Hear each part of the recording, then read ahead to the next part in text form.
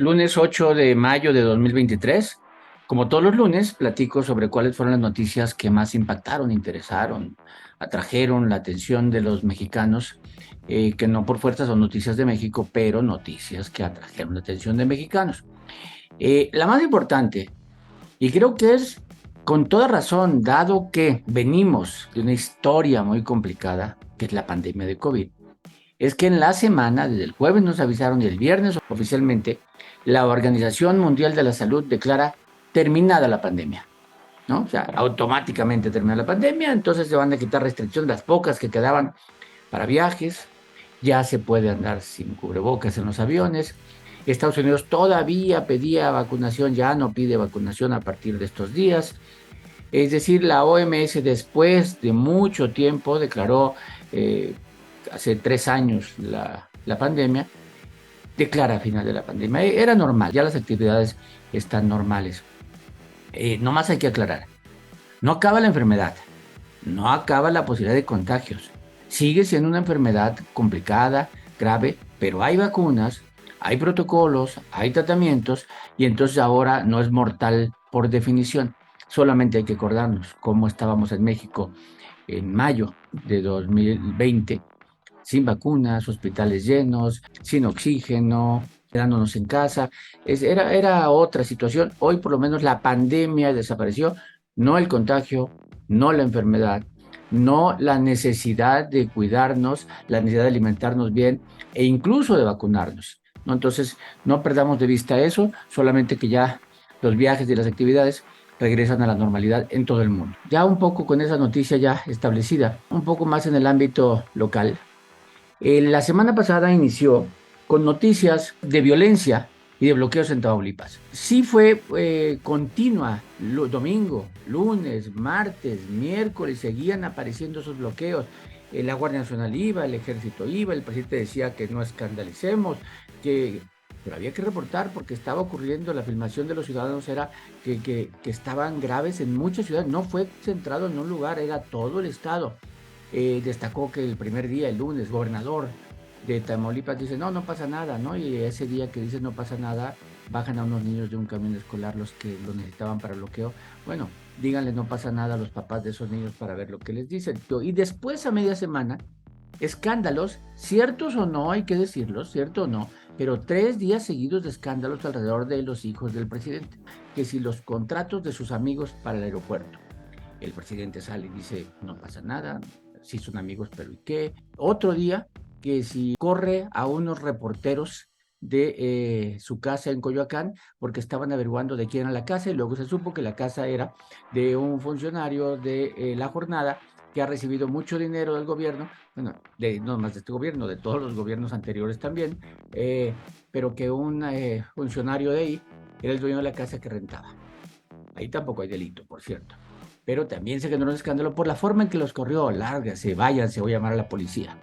Y el tercer día, el viernes, se genera otro escándalo por unas fotografías donde aparentemente va el hijo de López Obrador en primera clase con su familia, con el hijo, con la esposa. Pues el escándalo por la opulencia o por el lujo que significa viajar en primera clase a Barcelona, y fue el viernes. Entonces, eso es, lo pongo como un solo evento, los escándalos alrededor de los hijos, sin darles validez, ¿no? Simplemente diciendo que hubo escándalos. Como noticia fue escándalo. Eh, Otras noticias, Francisco Garduño, Francisco Garduño, el actual y todavía comisionado del Instituto Nacional de Migración, que todavía existe, a pesar de que durante un tiempo se dijo Solalinde y el presidente que podían desaparecerlo y crear otro instituto, pero todavía existe y todavía su comisionado es el mismo después de la tragedia del mes pasado en Ciudad Juárez. Pues fue imputado, tiene que presentarse a firmar, acusado de trabajar mal y que su trabajo mal generó la muerte de los migrantes. Sin embargo, el presidente, sin decirlo abiertamente, lo defiende, porque dice, él todavía cree en él, no lo quita, se volvió ya un lastre. Sabemos en qué va a terminar, no va a ser comisionado eternamente de ahí, pero el presidente, digamos, no lo quita cuando está siendo señalado, porque quitarlo sería como señalar la culpabilidad de él, pero por lo pronto tenemos la dualidad de que este funcionario firma como imputado ante un ministerio público y firma el mismo día en una carta como comisionado del Instituto Nacional de Migración. No sé en qué otros países pase esto, ¿no? Un ministro de la Suprema Corte hizo una propuesta, presenta su estudio, que esta semana se va a discutir porque propone anular el plan B, desconocer el plan B. Ya Presidencia se informó, ya le mandó un comunicado y esta semana va a ser prácticamente la noticia con la que abramos la semana, la Suprema Corte de Justicia, viendo si hay votos suficientes para anular el plan B o para mantener el plan B. Creo que no hay mucho que explicar del plan B. El plan B se llama así porque el plan original del presidente de modificación de la reforma electoral no fue aprobado, no tuvo los votos suficientes, no los tenía, necesitaba mayoría calificada, y entonces hizo unas reformas a las leyes. Y entonces pues están impugnando, vamos a ver si se anula o no se anula. En el ámbito de las corcholatas, pues ahí siguen las corcholatas, Claudio en primer lugar y peleándose en segundo lugar Marcelo Ebrard y Adán Augusto López, pero Marcelo Ebrard hace una jugada porque era su brazo derecho en la Secretaría de Relaciones Exteriores. Marta Delgado renuncia para irse a dirigir la campaña, pre-campaña o aspiración, como lo queramos llamar, de Marcelo Ebrard rumbo al 24. Y eso porque el presidente dice que se adelanten los tiempos, entonces no les queda mucho tiempo. Marcelo Ebrard ha pedido renunciar todos, no le han tomado la palabra. Mario Delgado dijo que no, presidente de Morena. Los otros tampoco han dicho me sumo.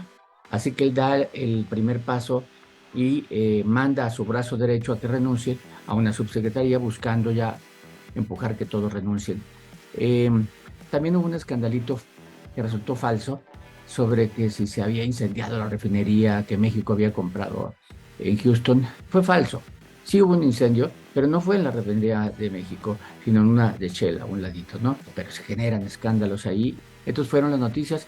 Insisto, la más importante, el fin de la pandemia, algo que aspirábamos hace unos años, hace 2 años, hace 3 años, casi rogábamos sobrevivir, ¿no? O sea, y decíamos que cómo será el mundo post pandemia, cambiará, y sí hubo cambios, muchos cambios ha habido post pandemia, pero empezar esta posibilidad de hablar por este medio y muchas otras cosas que ocurrieron y que se aceleraron por la pandemia, pero ya terminó la pandemia, ¿no? Entonces, a quitarnos el miedo, pero a cuidarnos.